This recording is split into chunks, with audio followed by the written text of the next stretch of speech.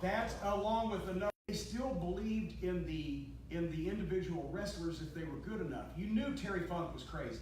I didn't have to be told to run from Terry Funk as photographer the first time he chased me. The look on that face, because Terry Funk became, in the back, Terry was Terry. Oh, thank you, Corny, for sending the pictures to the magazine.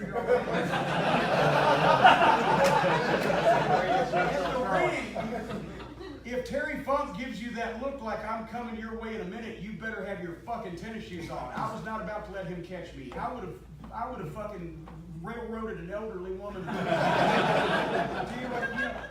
So that's why I'm saying when the people feel like they're being lied to about something like that, then it destroys, instead of destroying their faith in the whole wrestling business, which may be suspect to begin with, it destroys their faith in, for example, the Von Erichs. Because they were, regardless of what people thought about wrestling, they were Texas heroes. They were the ultimate good guys. They were the kids that you wanted to have, or the boys that you wanted to date if you were a girl or even a guy, possibly. But they were legitimate to the people, even if they were in a funky business. When they started falling apart, that's why Dallas wrestling fell from such great heights so much faster than almost any other promotion when you think about it. They were putting 25,000 people in Texas Stadium in 1985. By 1987, they couldn't get fucking 5,000. Because it fell so quickly because they believed, the people believed in them so much that when all of a sudden, bing, bing, bing, these things happen and they go, oh, okay, fuck that.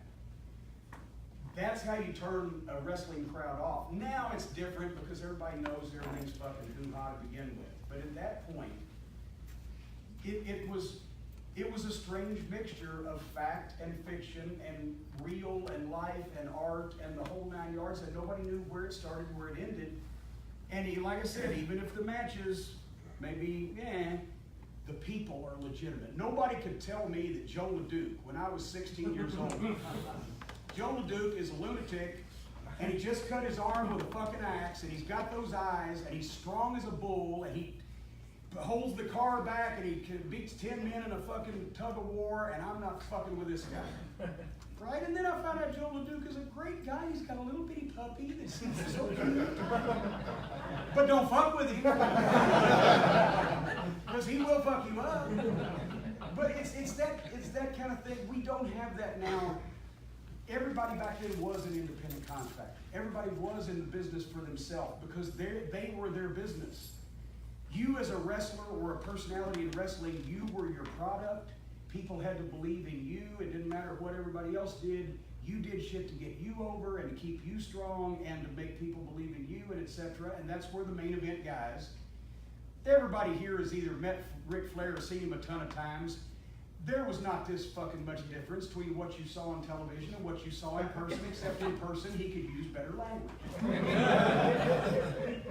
Those are the guys. Steve Austin.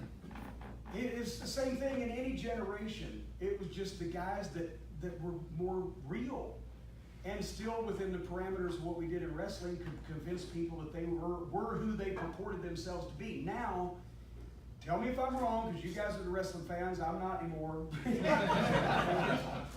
Has there ever been a time in wrestling where you knew, if you're watching wrestling on TV or you're in an arena live, you know when the guy comes down the aisleway, you know that somebody has told him what his name is, who's going to win or lose the match, how long the match is going to go, what he should wear, what he should say if he's going to speak, and he's probably stepping on eggshells to make sure he doesn't get fired in case he goes into business for himself and actually does something that might get himself over, right?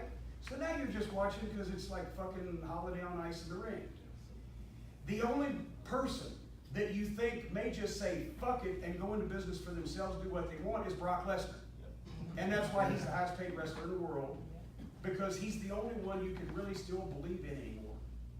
And the thing is, even if he's been working before, you never know when he might just say fuck it, because Brock is like that. and he's got enough money to last him the rest of his life, so he can tell them if they want to fire him, fuck you, I'll go work for Dana again, right? It's that kind of thing. The guys used to be stars and wild Indians, and you couldn't control them, and the promoters were trying to struggle to keep these maniacs in line, right? That's who you pay to see. It's like, they always say it's the quiet guys, well, if you go into a bar and there's a guy sitting over in the corner quietly sipping a beer, the quiet guy, you don't watch him. You watch the guy coming in the door swinging the chainsaw. I'm going to kill everybody. He's the one you keep an eye on, right? Well, now, and then on TV, the fucking authority figures. That's why I never did that. I would lay down the law and make matches, but when the guys bowed up at me, I put them over because I'm not able to whip them, right? Well, some of the little bitty guys in the Ring of Honor these days. But that's the thing is, now with Stephanie McMahon, well, we'll fire you.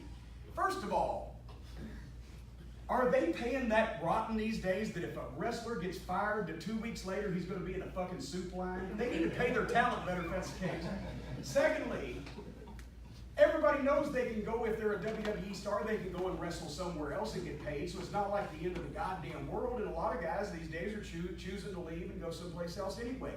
But they give the impression that Stephanie McMahon, who never gets turned over somebody's knee and has her ass spanked, which is what would have happened 30 years ago when they put the emphasis on the talent. She mouths off at him, they fuck you, blah, blah, blah, blah, and she cries and goes off, right? Because the heel got her just desserts.